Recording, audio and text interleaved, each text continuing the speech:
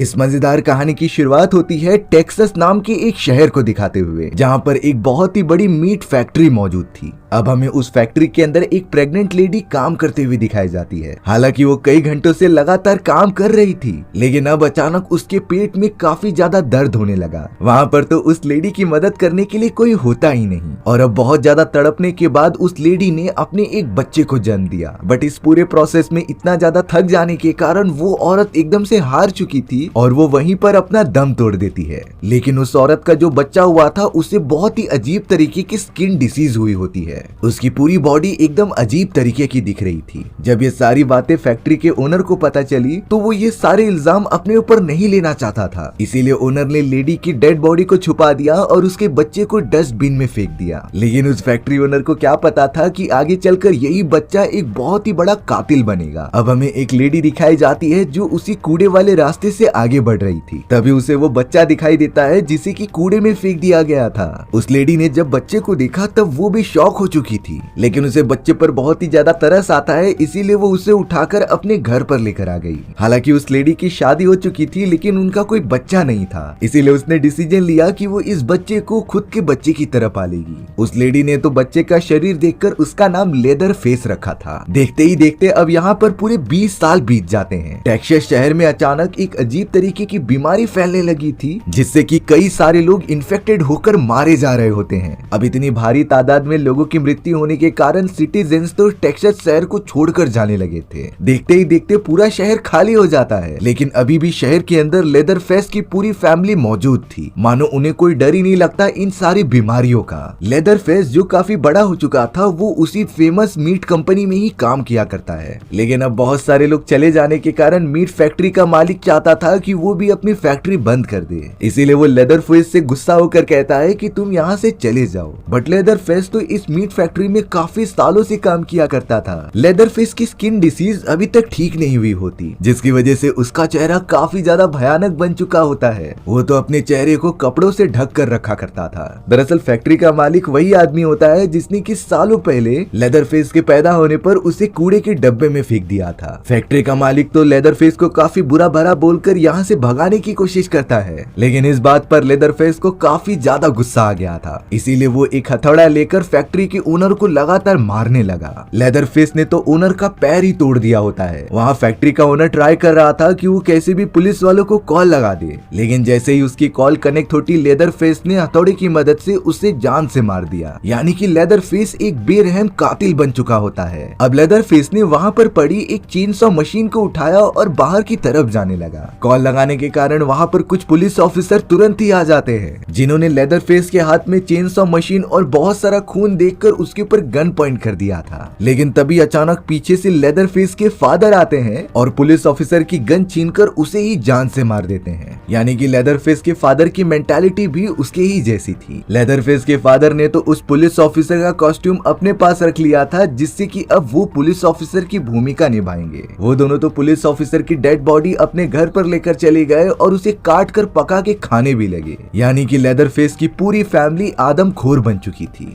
अब हमें यहाँ माइक और एरिक नाम के दो भाई दिखाए जा रहे थे, जो अपनी अपनी गर्लफ्रेंड के साथ एक रोड ट्रिप पर निकले होते हैं। वो चारों तो सच में काफी ज्यादा एंजॉय कर रहे होते हैं। अब उनकी ट्रिप का रास्ता टेक्सास शहर से होकर जाने वाला था, इसीलिए वो सब बिना कुछ न्यूज पर ध्यान दिए हुए टेक्सास शहर के अंदर चले जाते हैं। लेकिन बदकिस्मती से वो चारों एक पेट्रोल स्टेशन पर रुक गए थे, जहां पर उन्हें कुछ सामान लेने थे और पेट्रोल भी भरवाना था। एरिक और माइक तो अपने जरूरत के सामान लेने लग जाते हैं, लेकिन तभी उन्हें वहां पर दो बाइकर्स लोग बैठे हुए दिखाए जाते हैं। उनमें से एक आदमी होता है और एक औरत, जो लगातार माइक और एरिक को घूरते जा रहे थे। दोनों भाइयों को ये सारी चीजें काफी अजीब लगती है, क्योंकि ये शहर तो पहले से ही सुनसान पड़ा हुआ था, और अगर इस मोमेंट पर उनके ऊपर किसी ने हमला किया तो वो बचाने के लिए किसी की मदद भी नहीं मान सकते। इसीलिए माइक और एरिक अपनी अपनी गर्लफ्रेंड को लेकर कार में बैठ के वहाँ से तुरंत ही निकल जाते हैं। अब तो उन्हें किसी भी तरीके से अपनी ये जर्नी खत्म करनी थी, लेकिन थोड़ी देर में ही पता चलता है कि वो बाइकर लड़की लगातार उनका पीछा कर रही है, जिसने कि अपनी शॉटगन उनके ऊपर तान कर रख दी थी। बाइकर लेडी सिर्फ इतना कह रही होती है कि तुम अपनी गाड़ी रोक दो, लेकिन एरिक जो बड़ा भाई होता है वो तो ये मानता ही नहीं। उसे लग रहा था कि अगर हम कार रोक देंगे तो वो हमारे सारे पैसे और सामान छीन सकते हैं। इसीलिए एरिक ने अपनी कार को फुल स्पीड में डाल दिया। ये करने से वो लोग बाइकर लड़की से काफी आगे तो निकल जाते हैं, लेकिन कार की स्पीड तो बहुत ही ज्यादा हो गई थी और अब अचानक से उनकी कार के सामने एक गाय आ जाती है। एरिक तो सामने ध्यान ही नहीं दे रहा था क्योंकि उसका फोकस तो लेडी वाली राइडर के ऊपर होता है और अब कार का कंट्रोल खो देने के बाद वो काव से टकरा जाती है, जिससे कि उनका काफी खतरनाक एक्सीडेंट हो चुका था। वो बेचारी गाय के तो चीथड़े उड़ गए थे और वो तुरंत ही मर गई थी। हालांकि माइक, एरिक और उन दोनों की गर्लफ्रेंड सही सलामत होते हैं, लेकिन उनकी बॉडी पर काफी ज्यादा चोटें लग चुकी थी। एरिक तो कार में देख रहा था कि बाकी लोग सुरक्षित हैं कि नहीं। तभी उसे पता चलता है कि क्रिस्टीन कार में नहीं मौजूद है, यानी कि एक्सीडेंट के समय वो कार से बाहर गिर चुकी थी। एरिक तो अब कैसे भी कार से बाहर निकल के बाकी लोगों को बचाने की कोशिश करता है, लेकिन तभी वहाँ पर वो राइडर लेडी आ गई थी जिसने एरिक के ऊपर गन तान दी होती है। दरअसल वो लेडी सच में इन सभी का सामान और पैसा चुराने आई थी, क्योंकि टेक्सास शहर के आधे से ज्यादा पॉपुलेशन शिफ्ट हो चुकी होती है और जो भी टूरिस्ट इस जगह पर घूमने आते थे तो ये सारे राइडर्स की टीम उन्हें पकड़कर सारे पैसे छीन लेती और सारे सामान भी ले लेती। अब देखने पर ऐसा लग रहा था कि वो राइडर लेडी एरिक को जान से मार देगी। तभी अचानक पीछे से लेदर फेस का फादर, जिसका नाम हॉल्ट होता है, वो पुलिस ऑफिसर की कॉस्ट्यूम पहनकर वहां आ गया था, जिसने कि एरिक और बाकी लोगों को बचाने के लिए उस लेडी राइडर को गोली मार दी होती है। वो राइडर तो तुरंत ही मर गई थी। हॉल्ट तो अब उन सभी के पास आकर उनकी कार की छानबीन करने लगता है। एरिक ने देखा कि उसकी गर्लफ्रेंड क्रिस्टीन अभी भी झाड़ियों के अंदर मौजूद है, इसीलिए उसने क्रिस्टीन को इशारा कर दिया था कि तुम वहीं पर छुपी रहो। हॉल्ट ने तो अब उन तीनों को गन पॉइंट करके अपनी कार के अंदर बैठने के लिए कहा। किसी को आइडिया नहीं होता कि आखिर वो उन्हें कहां पर लेकर जाएगा। अब उस लेडी राइडर की डेड बॉडी यहां पर मौजूद थी, इसीलिए हॉल्ट ने कॉल करके अपने भाई को यहां पर बुला लिया था। हॉल्ट ने तो अपने भाई से साफ साफ कह दिया था कि मैंने 3 लोगों को पकड़ा है और तुम भी जल्द से जल्द यहाँ आ जाओ। क्रिस्टीन अब कैसे भी करके अपने दोस्तों को बचाना चाहती थी, इसीलिए वो हॉल्ट की गाड़ी में जाकर उसे चालू करने की कोशिश करने लगती है। बट अफसोस की बात ये थी कि क्रिस्टीन को गाड़ी चलाना आता ही नहीं था। तभी क्रिस्टीन को अपने पास में एक वेपन दिखाई देता है जिसे कि वो लेने जा रही थी, लेकिन सही समय पर वहाँ हॉल्ट का भाई आ जाता है, जिसने कि वो वेपन पहले ही उठा लिया था। हॉल्ट के भाई को देखने पर क्रिस्टीन वहीं कार के अंदर छुपी रही, यानी कि हॉल्ट और उसका भाई 4 लोगों को अपने साथ कैद करके अपने घर पर लेकर जा रहे थे। घर पहुंचते ही हॉल्ट लेदर फेस को आवाज लगाता है कि तुम आकर इन्हें लेकर जाओ। लेदर फेस, जो बहुत ही ज्यादा विशालकाय और डरावना था, वो कार के अंदर मौजूद उस लेडी राइडर की डेड बॉडी अपने साथ लेकर जाने लगता है। माइक, एरिक और एमिली लेदर फेस को देखकर बहुत ही ज्यादा डर गए थे, क्योंकि उसका चेहरा तो इतना डरावना था ही, बट उसका साइज किसी राक्षस जैसा होता है। लेदर फेस उस लेडी राइडर की डेड बॉडी को बेसमेंट में लेकर चला गया और उसके टुकड़े टुकड़े करने लगा। यहाँ हॉल्ट माइक और एरिक के हाथ पैर बांधकर उसे लटका देते हैं और वहीं एमिली को पकड़कर दूसरे रूम में लेकर जाया जा रहा था।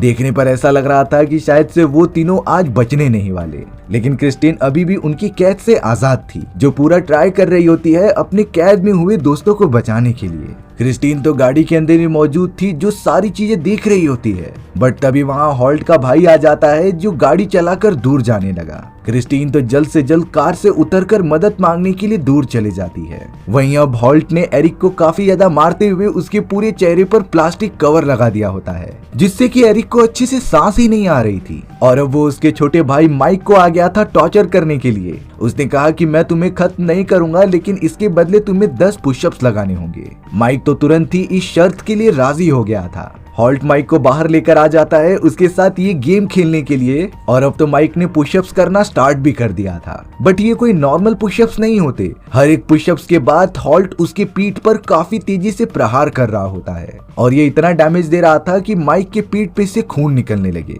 माइक को सच में बहुत ही ज्यादा तकलीफ झेलनी पड़ रही थी, लेकिन उसने किसी भी तरीके से अपनी जान बचाने के लिए 10 पुशअप्स कर ही लिए। पर हॉल्ट अपने वादे के अनुसार उस पर टिकता ही नहीं। उसने कहा था कि अगर 10 पुशअप्स मार लेगा तो वो माइक को छोड़ देगा, लेकिन ऐसा बिल्कुल नहीं होता। हॉल्ट ने तो 10 पुशअप्स होने के बाद भी माइक को काफी ज्यादा मारा, जिससे कि वो वहीं बेहोश हो जाता है। वहीं अब दूसरी तरफ हमें क्रिस्टीन को दिखाया गया था जो कि रोड पर पहुंच गई होती है किसी से मदद मांगने के लिए। थोड़ी देर के अंदर अंदर वहां एक बाइकर आ जाता है जो और कोई नहीं बल्कि उसी लेडी राइडर का दोस्त था। क्रिस्टीन उस आदमी को सब कुछ बता देती है कि तुम्हारी फ्रेंड को किसी खतरनाक आदमी ने जान से मार दिया है और अब मेरे दोस्त भी उनके कब्जे में है, तो प्लीज मेरी मदद करो। उस मेल राइडर को बहुत ही ज्यादा गुस्सा आ रहा था, इसीलिए वो क्रिस्टीन के साथ उस जगह पर जाने के लिए निकल जाता है। अब यहाँ एरिक जिसके हाथ बंधे हुए थे वो अपने आप को किसी भी तरीके से छुड़ा लेता है, जिसके बाद वो भागते हुए बेसमेंट की तरफ चला गया था एमिली को छुड़ाने के लिए। घर में हमें दो लेडीज दिखाई जाती हैं जो एक दूसरे के साथ बैठकर बातें कर रही थी।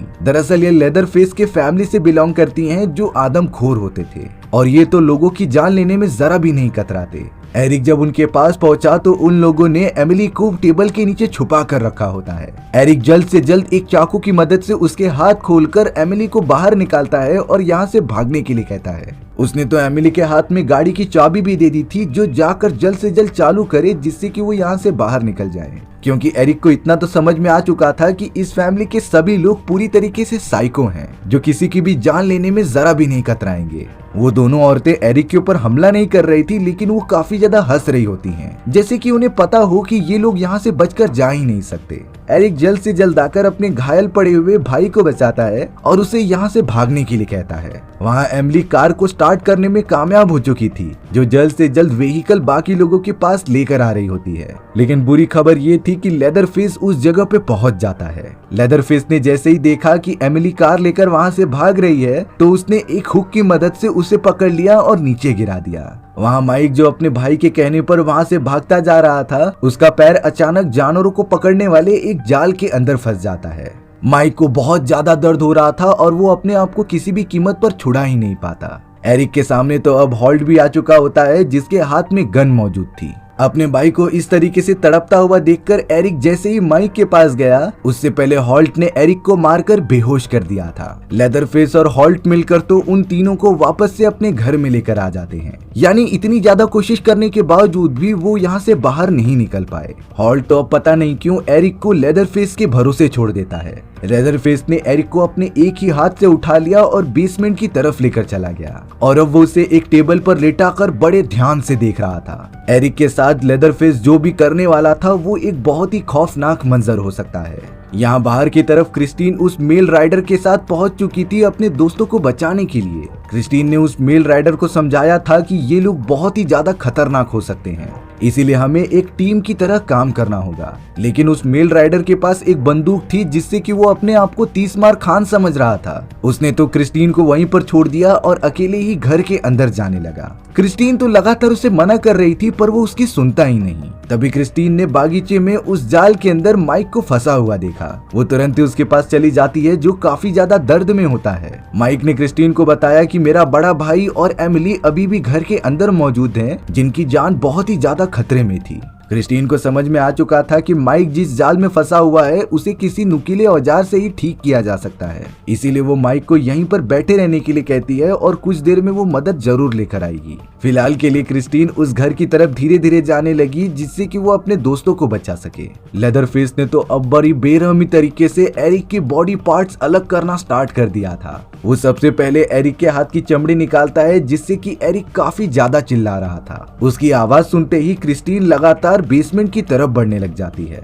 कुछ देर के अंदर अंदर वो वहां पर पहुंच भी गई थी, जो देखती है कि लेदरफेस एरिक के हाथ पैर काट रहा था। ये इतना ज्यादा डरावना मंजर होता है कि क्रिस्टीन को उल्टी भी आने लगी। बट अब थोड़ी ही देर में लेदरफेस कुछ और टूल्स लेने के लिए ऊपर की तरफ चला गया होता है। क्रिस्टीन अब मौका देखकर तुरंत ही बेसमेंट के अंदर घुसी और एरिक को बचाने की कोशिश करने लगी, लेकिन लेदरफेस ने इतने कम समय में एरिक की इतनी ज्यादा बुरी हालत कर दी होती है कि वो हिल भी नहीं पा रहा था। वहीं दूसरी तरफ अब वो मेल राइडर अपनी गन की मदद से हॉल्ट को अपने कब्जे में ले लेता है। वो तो हॉल्ट को गन पॉइंट करके ऊपर की तरफ लेकर जा रहा था जिससे कि वो बाकी लोगों को छुड़ा सके, लेकिन सही समय पर वहाँ लेदरफेस आ जाता है जिसके हाथ में चेनसॉ मशीन थी और अब उसने चेनसॉ मशीन की मदद से उस मेल राइडर के ऊपर हमला करना स्टार्ट कर दिया होता है। वो मेल राइडर तो लेदरफेस के सामने कुछ भी नहीं कर पा रहा था और जब तक वो गोली चलाता लेदरफेस ने अपने चेनसॉ मशीन के ऊपर उसे सुला दिया होता है। हॉल्ट ने भी अब लेदरफेस का साथ देते हुए उस मेल राइडर को पकड़ कर रखा था, जिसके बाद लेदरफेस चेनसॉ मशीन को ऑन कर देता है और अब बड़ी बेरहमी तरीके से उस मेल राइडर की बॉडी दो तरफ से कट चुकी थी, यानी कि वो तो तुरंत ही मर जाता है। यहाँ बेसमेंट में क्रिस्टीन लगातार एरिक को छुड़ाने की कोशिश कर रही थी, लेकिन लेदरफेस ने उसके हाथों को इस तरीके से कीले मार कर रखी होती हैं कि उसे छुड़ा ही नहीं पाती। अब थोड़ी देर के अंदर अंदर लेदरफेस वापस बेसमेंट में आ गया था, जिसे देखकर क्रिस्टीन एक कोने में छुप जाती है। लेदरफेस अब पहले से काफी गुस्सा हो चुका था, इसीलिए वो अपना सारा फ्रस्ट्रेशन एरिक के ऊपर उतारता है। उसने तो डायरेक्टली चेनसॉ मशीन उठाई और एरिक के पेट में वार करने लगा, जिससे कि एरिक की भी जान चली जाती है। क्रिस्टीन तो एक कबर्ड में छुपकर ये सारी डरावने मंजर को देख रही थी, लेकिन उसे पता था कि अगर वो आवाज करेगी तो लेदरफेस उसे भी ढूंढकर मार देगा, इसीलिए वो शांत रहने का डिसीजन लेती है। अब यहाँ लेदरफेस ने एरिक को जान से मारने के बाद उसके चेहरे की चमड़ी को बाहर निकालने लगा, जिसकी मदद से वो एक मास्क बनाता है और खुद ही अपने चेहरे पर लगा देता है। शायद से लेदरफेस यही चाहता था कि किसी स्मार्ट आदमी का चेहरा उसे मिले, क्योंकि उसका चेहरा तो बचपन से ही एकदम बदसूरत था। जिसके बाद लेदरफेस वहाँ से चला जाता है। अब क्रिस्टीन भी अपनी जान बचाकर कैसे भी बाहर निकलती है और अपनी एक दोस्त एमिली को बचाने के लिए चली जाती है। क्रिस्टीन के पास यहाँ पर मौका था भागने का, लेकिन वो अपनी फ्रेंड को बचाने के लिए अपनी जान भी जोखिम में डालने के लिए तैयार होती है। अब हमें यहाँ हॉल्ट के भाई को दिखाया जाता है, जिसका पैर काफी ज्यादा दर्द दे रहा था, क्योंकि उस मेल राइडर ने उसके पैर पर शूट कर दिया होता है। हॉल्ट का भाई कह रहा था कि मुझे इस दर्द से छुटकारा पाना है। तब जाकर हॉल्ट लेदरफेस को बुलाता है और कहता है कि तुम इसके सॉल्यूशन के लिए क्या कर सकते हो। लेदरफेस ने तो चेनसॉ मशीन ऑन की और अपने अंकल का वो पैर ही पूरा काट दिया, जिससे कि गोली की वजह से उन्हें बिल्कुल भी दर्द ना हो। बट लेदरफेस के अंकल तो इन सारी चीजों से और भी ज्यादा चिल्लाने लग जाते हैं। हॉल्ट जो इतना ज्यादा बेरहम हो चुका था, वो लेदरफेस से कहता है कि मुझे मेरे भाई का ये लुक अच्छा नहीं लगता, इसीलिए तुम उसका दूसरा पैर भी काट दो। लेदरफेस ने बिना कुछ सोचे समझे चेनसॉ मशीन से उसका दूसरा पैर भी काट दिया, जिससे कि हॉल्ट का भाई पूरी तरीके से बेहोश ही हो जाता है। क्रिस्टीन अब चारों तरफ ढूंढते हुए एमिली के पास पहुंच भी गई थी, लेकिन इससे पहले हॉल्ट ने उसे देख लिया होता है। हॉल्ट अब क्रिस्टीन को किसी भी तरीके से पकड़कर उसे कुर्सी पर बांध दे रहा था। क्रिस्टीन जब कुछ देर बाद होश में आई, तब वो लेदरफेस को देख रही होती है, जिसने अपने चेहरे पर एरिक का चेहरा लगाया होता है। हॉल्ट के इशारा करने पर ही लेदरफेस डायरेक्टली जाकर एमिली की जान ले लेता है। उसके अंदर तो मानो जरा भी इमोशंस ही नहीं थे, जैसे कि कोई जिंदा राक्षस यहाँ पर आ गया हो। अब लेदरफेस क्रिस्टीन का भी पोस्टमार्टम करने के लिए अपने बेसमेंट में लेकर जा रहा होता है, लेकिन किसी को आइडिया ही नहीं था कि क्रिस्टीन ने अपनी प्रोटेक्शन के लिए पहले से ही प्लानिंग करके रखी थी। उसने अपने हाथ में एक स्क्रू ड्राइवर लिया और लेदरफेस की पीठ पर वार कर दिया, जिससे कि लेदरफेस बहुत ही ज्यादा घायल होकर नीचे गिर जाता है। यहाँ पर क्रिस्टीन को एक अच्छा मौका मिल गया था और वो तुरंत ही उस घर से बाहर भागने लगी। लेदरफेस जो काफी ज्यादा घायल हो चुका था, वो अपनी चेनसॉ मशीन लेकर लगातार क्रिस्टीन का पीछा करते रहता है। वहीं दूसरी तरफ माइक को होश आ चुका था और वो अपने आप को किसी भी तरीके से जाल से आजाद कर लेता है। माइक तो डायरेक्टली एक चाकू लेकर घर में घुस गया और हॉल्ट को काफी ज्यादा मारने लगा। यहाँ इतनी खतरनाक कंडीशन देखकर अपने आप को बचाने के लिए माइक को ये सारी चीजें करनी ही पड़ती हैं। माइक ने हॉल्ट को बहुत ज्यादा मारा और उसका सर जमीन पर पटकने लगा, जिससे कि हॉल्ट के सारे दांत ही टूट जाते हैं। वहीं दूसरी तरफ क्रिस्टीन एक चाकू लेकर फार्म के अंदर छुपी हुई थी, जिसे कि लगातार लेदरफेस अपनी चेनसॉ मशीन से मारने के लिए ढूंढ रहा था। अब एक अच्छा मौका देखकर क्रिस्टीन अपने नुकीले चाकू से लेदरफेस के चेहरे पर ही हमला कर देती है, लेकिन लेदरफेस को इससे जरा सा ही नुकसान हुआ, इसीलिए अब वो क्रिस्टीन को पकड़कर उसे चेनसॉ मशीन से काटने के लिए आगे बढ़ रहा होता है। क्रिस्टीन के सामने तो कोई और ऑप्शन नहीं था अपने आप को बचाने के सिवाय। तभी उस जगह पर माइक आ जाता है, जो क्रिस्टीन को प्रोटेक्ट करने के लिए लेदरफेस के सामने आया था, बट लेदरफेस मौका देखकर वो चेनसॉ मशीन माइक की ही बॉडी में घुसा देता है, जिससे कि माइक तुरंत ही मर गया था। क्रिस्टीन तो अब लेदरफेस को चकमा देकर डायरेक्टली बाहर भागने लगी। इस बार वो कार के अंदर बैठने में कामयाब हो जाती है, जो लगातार टेक्सास शहर से बाहर की तरफ जाने लगी। क्रिस्टीन थोड़ी देर के अंदर कुछ पुलिस ऑफिसर्स को अपने सामने देखती है, जिससे कि उसे थोड़ी सी राहत मिल रही थी कि वो बच जाएगी। पर अचानक कार के मिरर में दिखाई देता है कि पीछे की तरफ लेदरफेस बैठा हुआ है, जिसने की चेनसॉ मशीन सीट के अंदर घुसाते हुए क्रिस्टीन की बॉडी के आर पार कर दी, यानी कि क्रिस्टीन भी पूरी तरीके से मारी जाती है।